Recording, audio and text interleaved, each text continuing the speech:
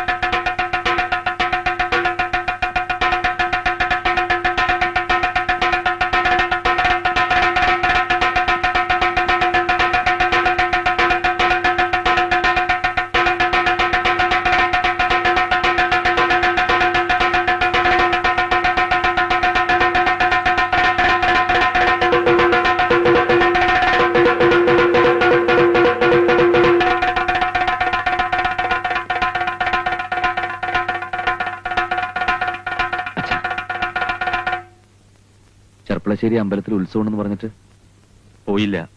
പോവാനൊരു മനസ്സുഖം കിട്ടുന്നില്ല. അമ്മേ ദേവി മഹാമായ. അമ്മയുടെ ഇത്ര നേരം കിടക്കായിരുന്നു, വിളിക്കണ്ട. ഇതങ്ങോട്ട് വാങ്ങുക.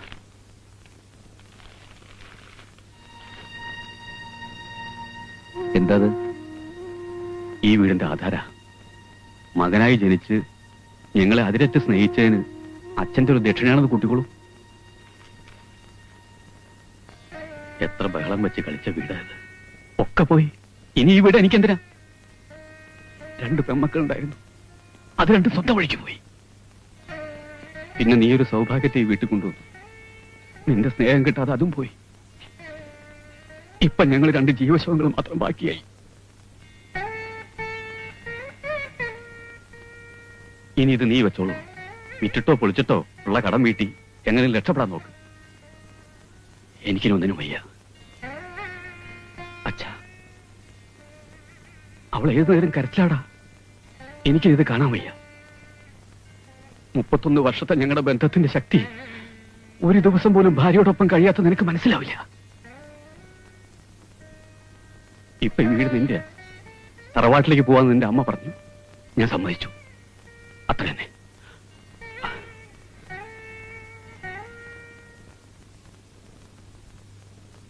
ഗൗതമന് രമണിയെ ഇഷ്ടപ്പെട്ടിട്ടുണ്ടെങ്കിൽ അത് നടക്കട്ടെ എന്ന് ഞാനും വിചാരിച്ചു. അവളുടെ കല്യാണം കൊട്ടിക്കോഴിച്ച് നടത്താൻ അവിടെ എവിടെ പണം? സത്യം പറഞ്ഞാൽ അളിയനെ സഹായിക്കാൻ വേണ്ടിയാണ് ഞാനൊരു രജിസ്റ്റർ വിവാഹത്തിന് സമ്മതിച്ചത്. അത് മോളുടെ ജീവിതം തകർക്കുമെന്ന് ഞാൻ ഒട്ടും പ്രതീക്ഷിച്ചില്ല. അതൊന്നും സാരല്ലോ കുഞ്ഞമ്മ. ഞാൻ സിദ്ധാർത്ഥന്റെ കാല് പിടിക്കാം. മോളാ വീട്ടിലേക്ക് തിരിച്ചു പോണം.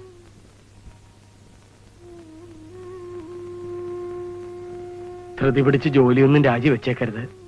ഞാൻ അങ്ങനെയും കേട്ടു. കേട്ടത് ശരിയാണ് കുഞ്ഞമ്മ. എനിക്ക് ഇന്നും കൂടി ഇവിടെ ഡ്യൂട്ടി കാണും.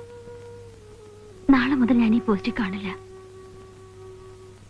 എന്റെ ഈ ജോലിയാണ് സിദ്ധാർത്ഥന്റെ നാണം കെടുത്തിയത്. ഞാനായിട്ടത് വേണ്ടെന്ന് വെച്ചാ അത്രയെങ്കിലും മനസ്സമാധാനം കിട്ടൂല. ഒരു പട്ടിയും കൊണ്ടുവന്ന് അവരവിടെ ബഹളം വെക്കാം മാഡം. എന്റെ തൃപ്പങ്കോട്ട് ഭഗവതി, എന്തെങ്കിലും ഒരു വഴി കാണിച്ചു തരണേ. എന്താ ഡോക്ടറെ ഇത്? മനുഷ്യരെ പോലെ നിലവിളിക്കാൻ പറ്റൂല എന്ന് വെച്ച് ഈ പട്ടിക്കൊന്നും ഒരു വിലയുമില്ലേ? എന്താ പറ്റിയത്? ചത്തോ അതോ ജീവനുണ്ടോ എന്ന് പറ. ഇവിടെ വന്നിട്ട് അരമണിക്കൂറായി, ഇപ്പോൾ ഞരക്കം കേട്ടിരുന്നു.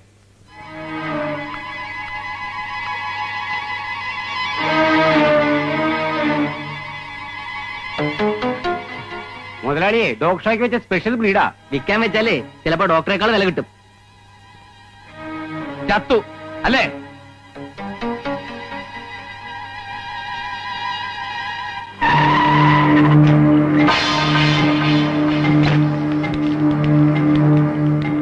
ഞങ്ങൾ ചെന്നപ്പോ ആ ഡോക്ടറെ ശൃംഗരിച്ചോണ്ട് നിൽക്കുകയായിരുന്നു മുതലാളി. അവരൊന്നും ചെയ്തില്ല. അതിനു മുമ്പ് ബ്രൗണി പോയി.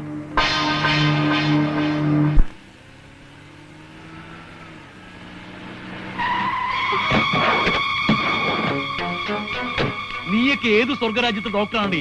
എന്റെ സ്വന്തം തന്തയേക്കാൾ ഞാൻ സ്നേഹിക്കുന്ന നന്ദി കാണിക്കുന്ന എന്റെ പട്ടികളെയാ. അതിലൊന്നിനെയാ നീ കൊല കൊടുത്തത്. വേണ്ട മുതലാളി, വഴി വെച്ചൊന്നും വേണ്ട. നീ പോടാ. ഞാൻ നിങ്ങളുടെ ബ്രൗണി ഒന്നും ചെയ്തിട്ടില്ല. അതിനു മുൻപ് തന്നെ മിണ്ടിപ്പോകരുത്. നീ കൊന്നു, എനിക്കറിയാം. നിന്റെ ഭർത്താവില്ലേ ആ പെരട്ട് എഞ്ചിനീയർ, അവന് വേണ്ടി നീ എന്റെ ബ്രൗണിയെ കൊന്നു. 25,000 അതിന്റെ വില. നിന്റെ എഞ്ചിനീയർ എന്ന് പറയുന്ന ആർക്ക് അതിന്റെ 10 വില ഉണ്ടോടി? നിന്നെപ്പോലൊരു മൃഗഡോക്ടറും വെച്ച് എഞ്ചിനീയർ യുദ്ധം ചെയ്യാൻ വന്നാലേ അരിഞ്ഞും പിണ്ടം വെക്കും. നിന്നെ രക്ഷിക്കാൻ നിന്റെ എഞ്ചിനീയർ വരട്ടെ, അവനെന്റെ കയ്യിൽ കിട്ടണം. അവന്റെ അപ്പം വിചാരിച്ചാൽ തൊടാൻ പറ്റില്ല. അറിയാമേ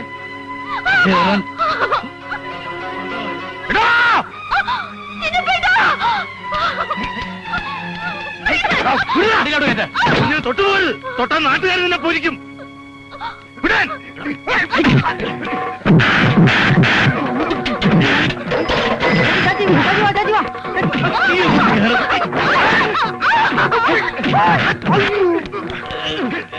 കുഞ്ഞമാരാരെ, കുഞ്ഞമാരാരെ, നിക്ക് നിക്ക്.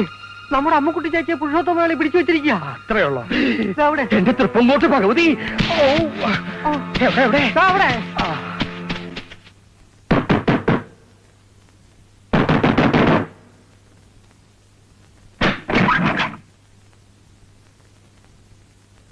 പുരുഷോത്തമ മുതലാളിയുടെ നായ ചത്തത് അളിയൻ പറഞ്ഞിട്ട് അമ്മക്കുട്ടി ചികിത്സിക്കാത്തതുകൊണ്ടാണത്രേ. അതിന്റെ പേരിൽ പരസ്യമായ ആ കുട്ടിയെ കയ്യേറ്റം ചെയ്യുന്നത് കണ്ടോണ്ടാ ഞാൻ വരുന്നത്. ഒന്നോർത്തോ അളിയ, ആ കുട്ടിയുടെ കഴുത്തിൽ ഒരു താലിയെ വീണിട്ടുള്ളൂ. ഇലക്ട്രിസിറ്റി ബോർഡ് എഞ്ചിനീയർ സിദ്ധാർത്ഥം കെട്ടിയ താലി. അവളെ അപമാനിക്കാന്ന് വെച്ചാൽ അത് അളിയന് പറ്റുന്ന അപമാനാണ്. വിളിച്ചു നിൽക്കാതെ വാ അളിയ.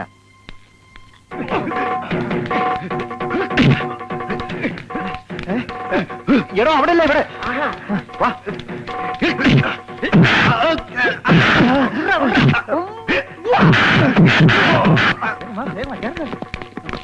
ഇങ്ങോട്ട് മാറും പൂശട്ടെ.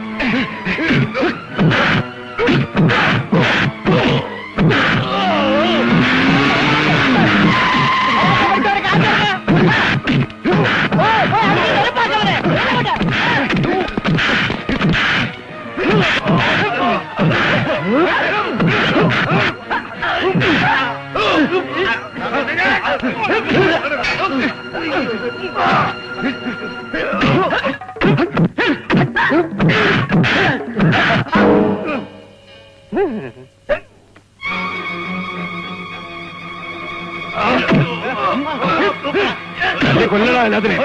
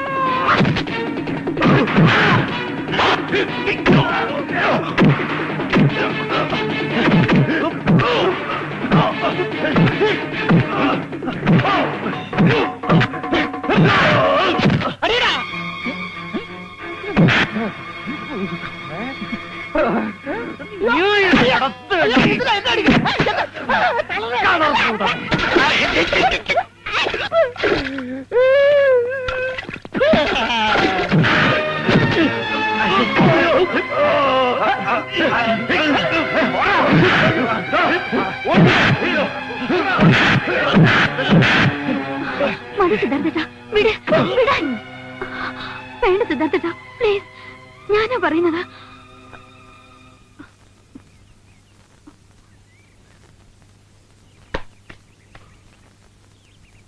അവന്റെ ഒരു പട്ടി. ആ പട്ടിക്ക് പകരം ചത്തത് നിന്നെ പോലത്തെ നാറുകളായിരുന്നെങ്കിൽ നാടെങ്കിലും രക്ഷപ്പെട്ടനെ. ഓടാ.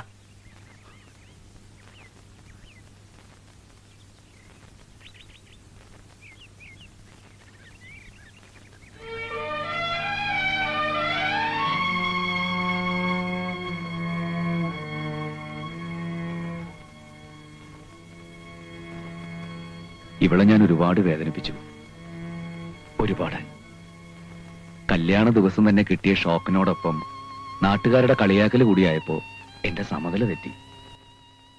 ആകപ്പാടെ ഉണ്ടായ നിരാശ കാരണം ഉള്ളിന്റെ ഉള്ളിൽ ഇവളോടുണ്ടായിരുന്ന സ്നേഹോട്ട് പുറത്തു വന്നുമില്ല.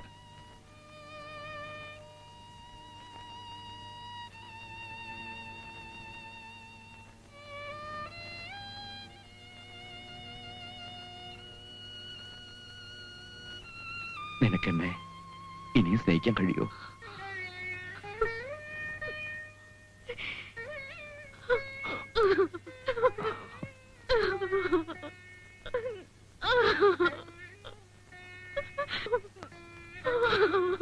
അളിയനറിയോ, ഈ ഭൂമിയിൽ ആദ്യം ഉണ്ടായത് മൃഗങ്ങളാ. അത് കഴിഞ്ഞ് നമ്മളെപ്പോലെയുള്ള മനുഷ്യരുണ്ടായിട്ടുള്ളൂ. അങ്ങനെ നോക്കുമ്പോ ആദ്യം ഉണ്ടായ ഡോക്ടർ ആരായിരിക്കും? മൃഗ ഡോക്ടർ. ഇനി ഓപ്പോൾക്ക് ധൈര്യമായിട്ട് ഭാരതയെ കണക്കാം. അതിലിത്തിരി ഭസ്മം ഇട്ടങ്ങോട്ട് കൊടുക്കേ വേണ്ടൂ. തുരുതുരാ കുഞ്ഞുങ്ങൾ പറഞ്ഞു വീഴും. അവരെയൊക്കെ നമുക്ക് MBBS അയക്കാം. അത് കാണാനുള്ള ഭാഗ്യം എന്റെ ഓപ്പോൾക്ക് കൊടുക്കണേ, എന്റെ തൃപ്പങ്കോട്ട് ഭഗവതി.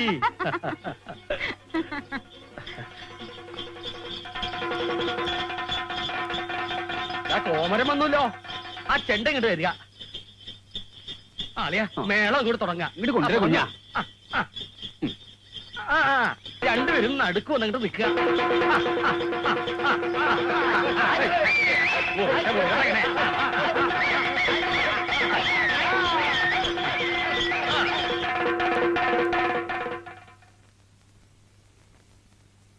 അമ്മയുടെ ഭാരതി പശുവിനെ കറന്ന പാല് തന്നെയല്ലേ ഇത്? ഭാഗ്യം. അച്ഛൻ തൃപ്രയാഗെന്ന് കൊണ്ടുവന്ന ഭസ്മം ഇട്ടിട്ടില്ലേ? എന്നാ കുടിക്കാം. ഈശ്വര, എല്ലാ ഒരു മായാജാലം. ഈ ജീവിതത്തിൽ ഇവിടെ നിന്ന് അങ്ങോട്ട് ഒരു വിഷമവും ഉണ്ടാവില്ലേ? ഉണ്ടാവില്ല. ആര്?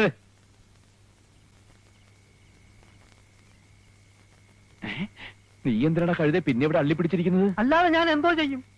എല്ലാവർക്കും എല്ലാരെയും തിരിച്ചു കിട്ടി. എനിക്ക് എന്റെ ഓട്ടോ മാത്രം കിട്ടിയില്ല. ഓട്ടോ ഏറ്റു. Thank you.